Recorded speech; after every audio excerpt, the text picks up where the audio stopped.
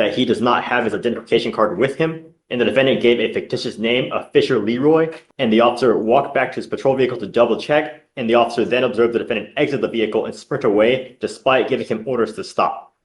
Pull a pistol from his waistband and pistol whip him with it multiple times on his head and face area, causing multiple cuts and bruises to his head and face area. As he proceeded to fall down on the ground, he continued to strike him in the head and face area with a closed fist and then stomp on him. Today we've got an entitled brat who is so far gone, it's actually insane. At just 21 years old, his criminal record already looks like he speed ran a crime spree challenge. This kid is out here acting like he's playing GTA in real life. Except now the police aren't NPCs, and they definitely shoot back in paperwork. He really thought he'd just run wild forever and never deal with a judge who's had enough. The confidence these young criminals have is unbelievable. Like the world is just one giant side mission for their entertainment. And today, that confidence is about to meet a giant legal brick wall. Is this finally the moment reality punches him in the face harder than he punched his victims?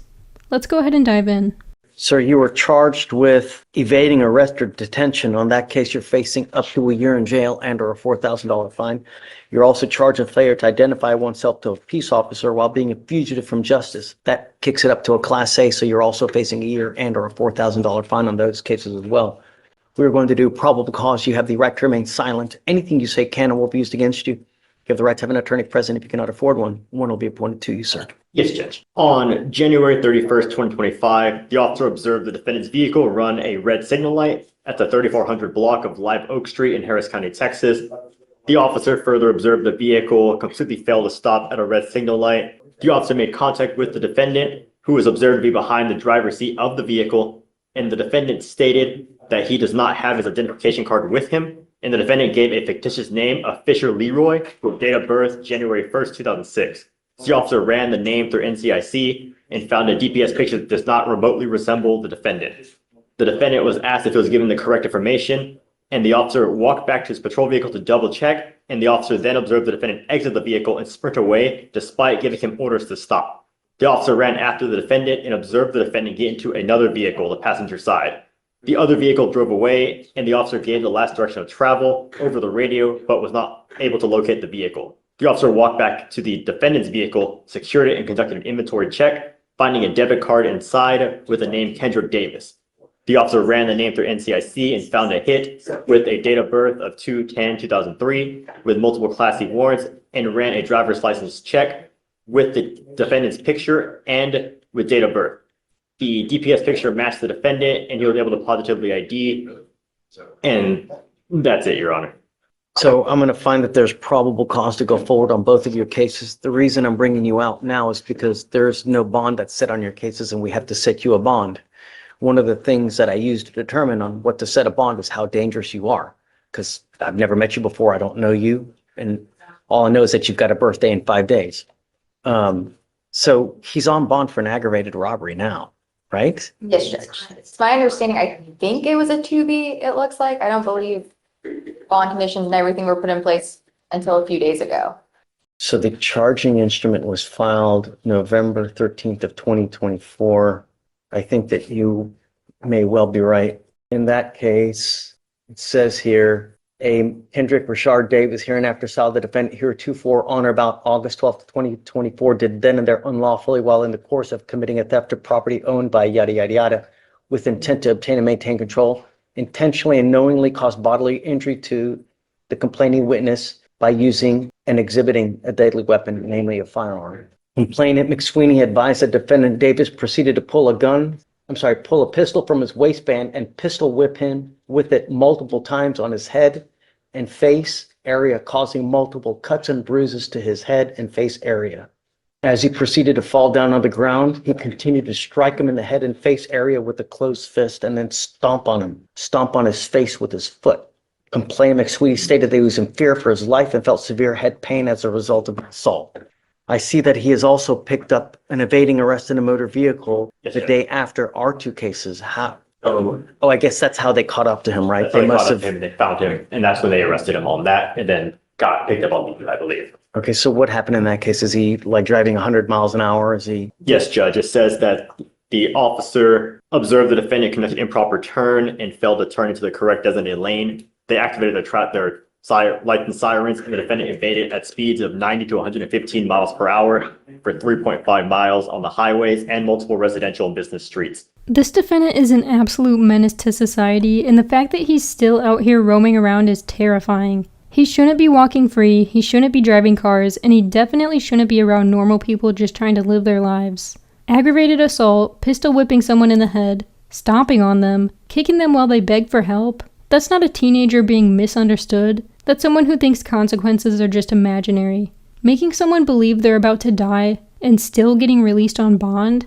That's wild. And then what does he do with his freedom? Goes right back out stealing cars, running from police, and acting like his life is one big action movie. When judges talk about protecting society, this is exactly who they're talking about. He has no care for anyone but himself, zero remorse, zero responsibility, zero accountability. The legal system gives him an inch, and he sprints a marathon with stolen rims in a police chase. This isn't a mistake, this is a pattern. And patterns like this end one of two ways: prison or the morgue. Honestly, the craziest part is how he stands there looking smug as if the judge is inconveniencing him. That lack of empathy, that's a giant red flag in criminal justice. Judges see that look and instantly know this isn't someone who's going to change just because he got yelled at. At this point, the courtroom should come with a welcome back sign just for him.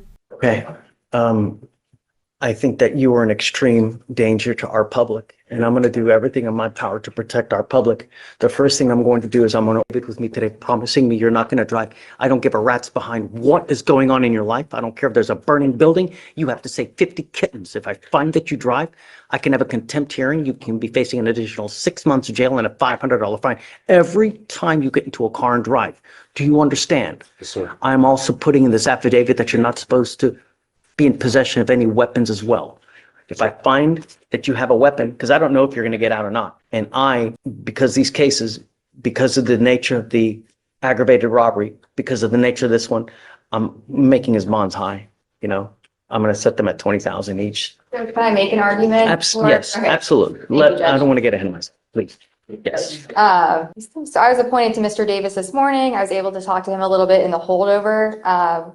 We are requesting PR bonds for both of the cases. He's 22 years old.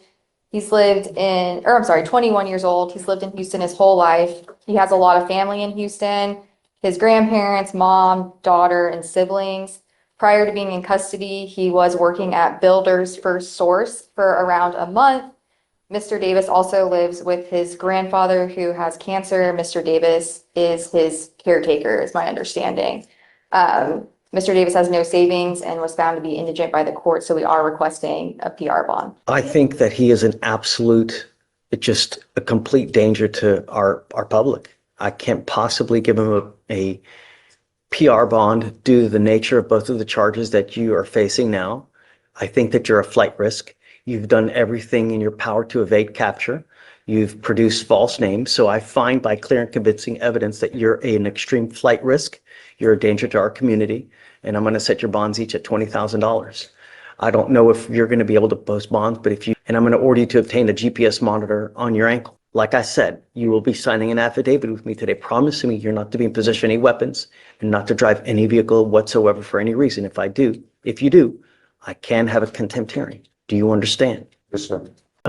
So I guess the felonies are set for April 7th. I don't like to set them out too far just in case. If you want to, we can do up to 30 days. It's up to you.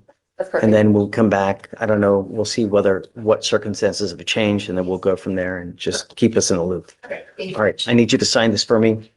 I need him to sign bond finish with Felicia, and then after that, just pretty done. Okay. Can we excuse? Yes, ma'am. And thank you for everything. How in the world is he only 21 years old and already causing this much chaos? Most 21-year-olds I know are grinding at work, finishing school, or trying to build a future, not speedrunning felony achievements like it's a competition. Is he a lost cause? Or is there actually a chance he wakes up one day and realizes this lifestyle ends in handcuffs, or worse? Because there is absolutely no way he's posting two separate $20,000 bonds. The judge made sure of it, and honestly, thank goodness. He needs to sit in that cell and start thinking about why everyone else is moving forward in life while he keeps getting arrested like it's a tradition.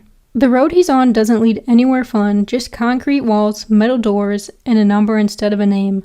What makes these young offenders so reckless? No fear, no remorse, just destruction. And at some point, society can't keep giving them chances while everyone else suffers. So what do you think? Is this a turning point? Or are we going to see this same kid in another courtroom video a few months from now?